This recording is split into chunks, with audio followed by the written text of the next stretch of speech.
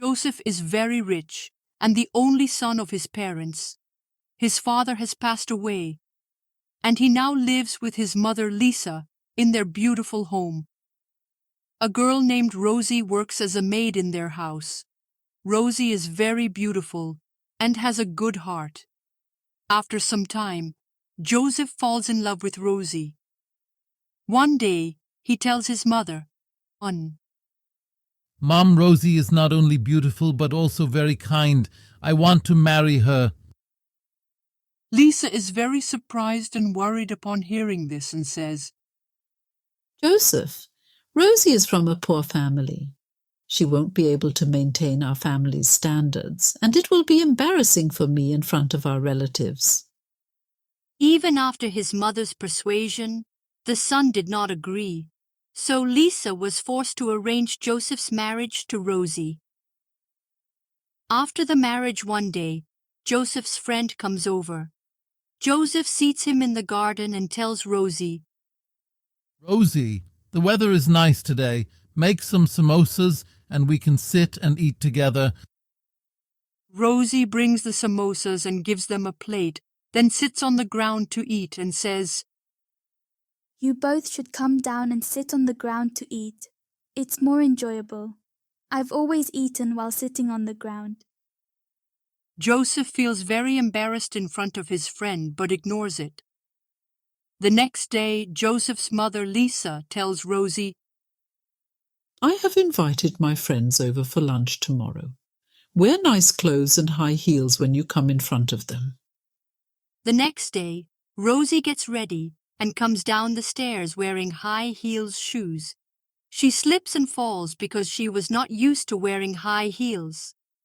The guests look at her strangely, and Rosie says, I've never worn high heels before, so I don't know how to walk in them, and fell.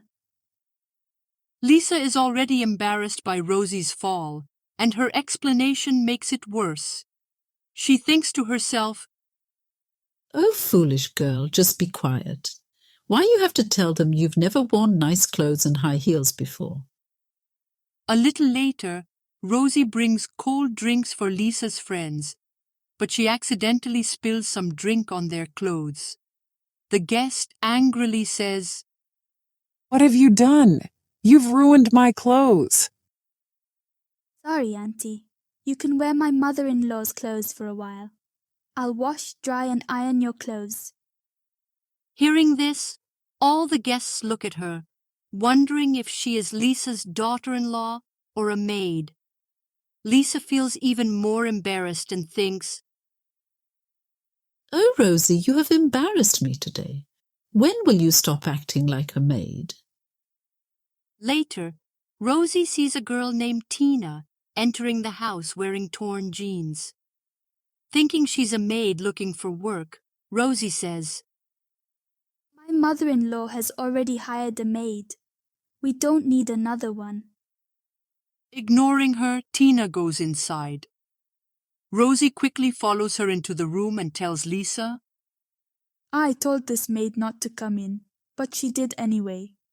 I told her we already have a maid. Lisa's friend gets angry and says, Lisa, you invited us here just to insult us. Your daughter-in-law called my daughter Tina a maid. Tina was late because she went to the salon. Sorry, Auntie. Tina was wearing torn jeans, so I thought she was a maid. Lisa, where did you find this ignorant daughter-in-law who doesn't even know that wearing torn jeans is a fashion? Lisa apologizes for Rosie's mistake and takes her guests to the dining table. Tina, who was mistaken for a maid, decides to take revenge on Rosie. She spills food on Rosie's chair and pretends it was an accident. Then cunningly says, Sorry, Rosie. I accidentally spilled food on your chair. Why don't you sit on the floor and eat? I'll serve you from the table. Rosie, being used to eating on the floor, happily sits on the floor to eat. Seeing this, all of Lisa's friends laugh, and one says, Lisa, If someone marry her son into a poor family, these things happens. Your son studied in America, and yet you had to marry him into an ignorant family. Lisa feels very embarrassed. Meanwhile, Joseph, standing at the door, hears everything but controls his anger and stays silent. After the guests leave, Lisa angrily tells Rosie, Rosie, you embarrassed me in front of my friends today. Get out of my house. Mom, I heard everything from the door. Your friends insulted Rosie a lot, but she still respected them and didn't misbehave. Is this the standard of a rich family, to go to someone's house and insult their daughter-in-law? If you had insulted their daughter-in-law, I'm sure they wouldn't have tolerated it and would have thrown you out. realizes how good and innocent Rosie is, with qualities she couldn't find in anyone else. Yes, Joseph, you're right. Rosie is a very good-hearted and well-mannered girl. From now on, I'll treat her like my daughter and teach her everything she needs to know.